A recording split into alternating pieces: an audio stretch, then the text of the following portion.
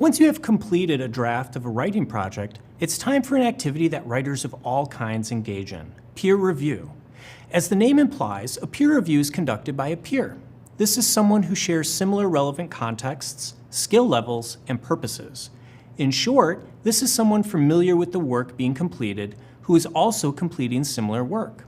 In our class, your peers are your fellow students. Since your reviewers are your fellow students, it's important to remember that peer review is not a process of correction or editing. Your peers are peers. They are not experts. But what does it mean for these peers to review your work if they're not correcting it? In simplest terms, you and your peers will be giving each other structured opinions on the work that you produce, with the goal being that you help one another think of possibilities and potentials in each other's work. Sometimes this might seem like correction. For example, as you conduct a peer review, you might indicate portions of your partner's writing that you aren't able to follow, or parts that are confusing to you. That's perfectly fine, because our readers need to be able to understand what we are trying to say and do in our writing. However, readers and writers do not need to agree with one another. Our job as peer reviewers is to help our partners write and say what they want to write and say to the best of their ability, not to convince them to change their writing so that it more closely resembles what we think they should believe or write. Of course, reading each other's work can spark ideas about both our partner's work and our own, and that's one of the beauties of peer review. In working with one another's texts, we're engaging in multiple levels of discovery and communication.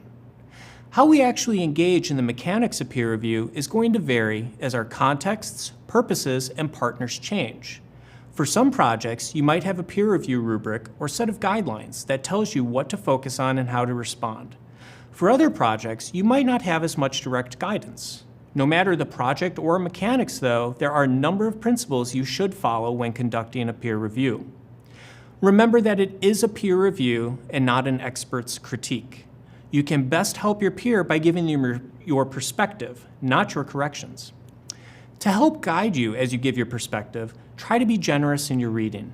Assume that your partners are intelligent and have important things to say, just as you are intelligent and have important things to say. Keep in mind the context. What is this piece of writing supposed to be doing within the context? What does the assignment sheet ask for? As you work through a peer review, be sure to keep in mind these external purposes and to point out to your partners when there might be some difficulties or confusions regarding these requirements.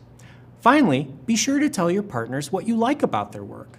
Sometimes we can get so caught up in offering our perspective or advice that we can forget we're dealing with real people who have feelings and who are trying new things.